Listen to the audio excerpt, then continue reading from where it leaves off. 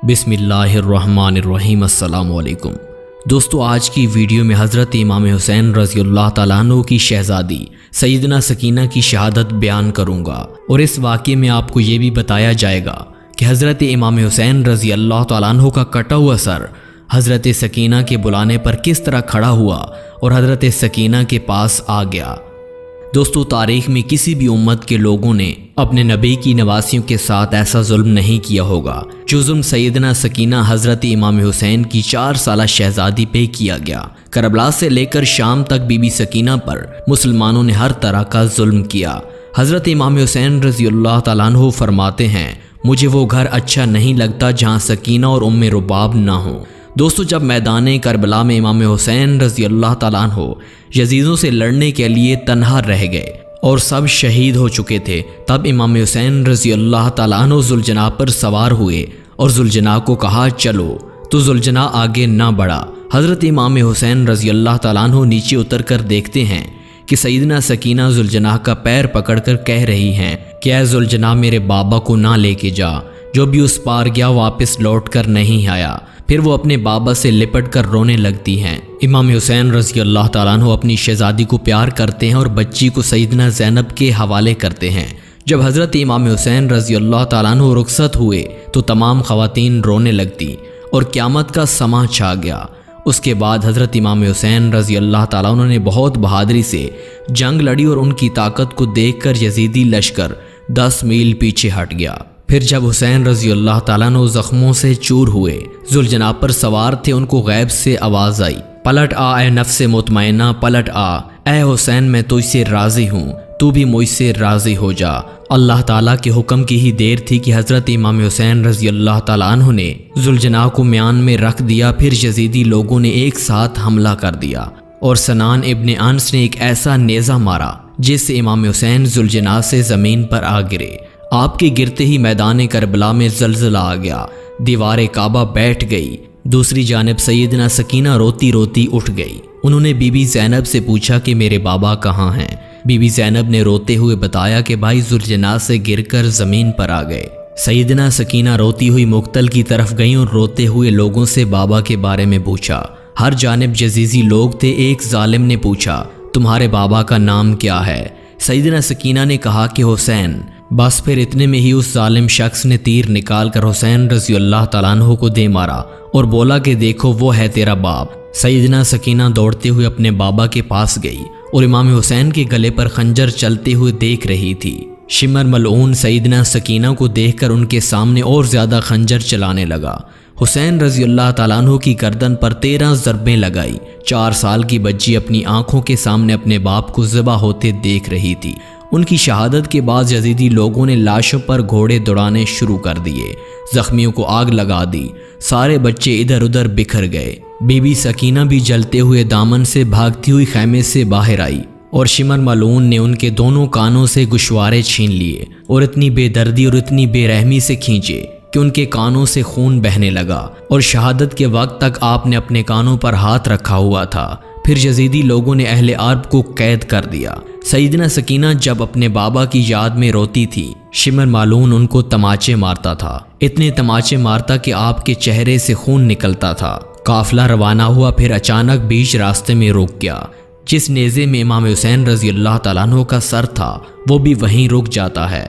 बीबी ज़ैनब इधर उधर सैयदना सकीना को देखती हैं, मगर वो नज़र नहीं आती। ढूंढते हुए उन्होंने देखा कि एक निकाब पोश खातून बीबी सकीना को गोद लिया हुआ है और उनसे प्यार कर रही हैं। सैयदना ज़ैनब उनके पास आई और पूछा, आप कौन हो और जब से हमें कैद कर लिया गया है, हमसे ऐसा रवैया किसी ने इख्तियार नहीं किया। सामने बीबी फातिमा ने चेहरे से निकाब हटाकर कहा, ज़ैनब, मैं हूँ तेरी माँ फातिमा। बीबी ज़ैनब भी माँ से लिपट कर रोने लगी। सैयदना ज़ैनब सैयदना सकीना को लेकर वापस काफिले में आ गई। वापस आते ही शिमर सैयदना सकीना को तमाचे मारने लगा और कहा कि तेरी वजह से काफिला रुक गया है। मुझे यजीद के किले में जल्द पहुंचना है और अपनी रकम वसूल करनी है।